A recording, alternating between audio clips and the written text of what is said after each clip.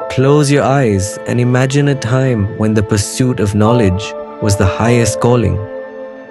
Long before the modern university, there existed sophisticated centers in India that attracted students from halfway around the world. These institutions didn't just teach, they shaped entire civilizations. This is the story of two colossal universities, Takshashila and Nalanda. They were not merely local schools, but centers of global learning, defining the role India played as a Vishwaguru, a world teacher, the ancient education system. The foundational model was the Gurukula, where students lived with their teacher. But these two universities took that model and scaled it up, creating residential, cosmopolitan, and highly specialized academies unlike anything else in the ancient world. We begin with Takshashila. Location and history. It flourished as early as the 7th century BCE in the northwest, perfectly situated on the Uttarapatha, the northern route of the Silk Road. This location made it a unique meeting point of Indian, Persian, and Hellenistic cultures.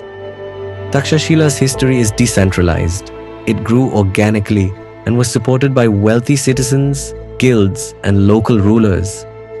Its most famous associations are with legends like the grammar scholar Panini and the political genius Chanakya. Takshashila was the master of practical wisdom.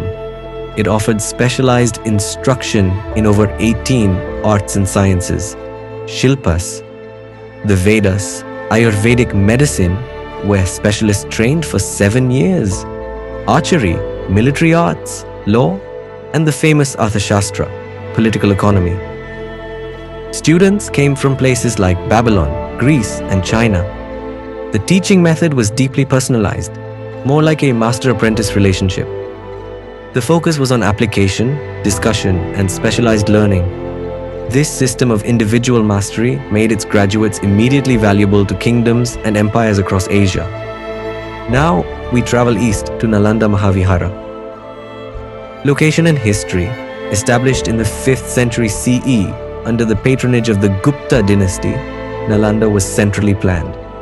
It wasn't just a university, it was a massive, self-sufficient monastic city, a testament to state-sponsored intellectualism. Founders and patrons, the foundation is often credited to Kumaragupta, the first of the Gupta Empire, and it later flourished under the Pala Empire.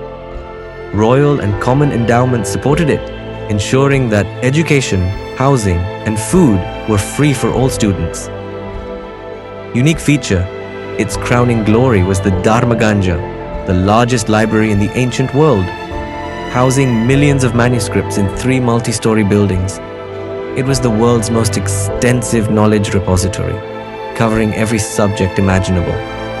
International students and faculty, Nalanda was the undisputed global epicenter of Mahayana Buddhism and logic. Students like Xuanzang and Aitsing traveled for years from China, Korea, Tibet, and Central Asia.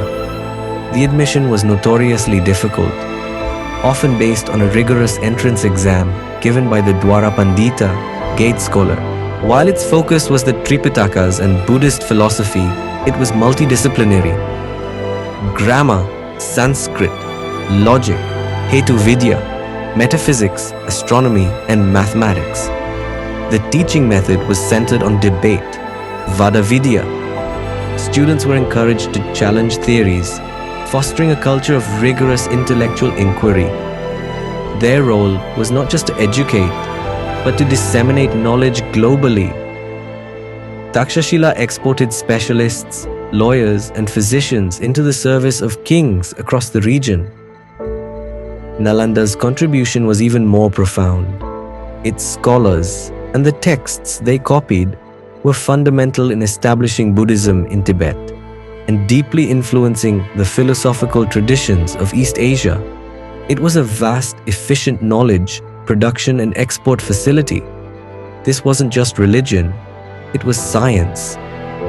Concepts in astronomy and mathematics, like the use of zero and the decimal system, which was prevalent in the subcontinent, were taught and refined here and then carried along the trade routes, ultimately impacting global scientific thought. They made intellectual property a globally tradable commodity. Modern relevance. What can we learn from these ancient giants today? They teach us the value of multidisciplinary learning, the power of cross-cultural collaboration, and the necessity of rigorous, specialized debate. In an age of information overload, their focus on true mastery is more relevant than ever. They remind us that the greatest universities are not defined by buildings, but by the ideas they generate and the freedom they grant to thinkers. Nalanda and Takshashila stood as beacons of light in the ancient world, proving that knowledge knows no borders. These two great universities truly gave the world Gyan, the gift of knowledge. Their legacy continues to inspire the global pursuit of wisdom.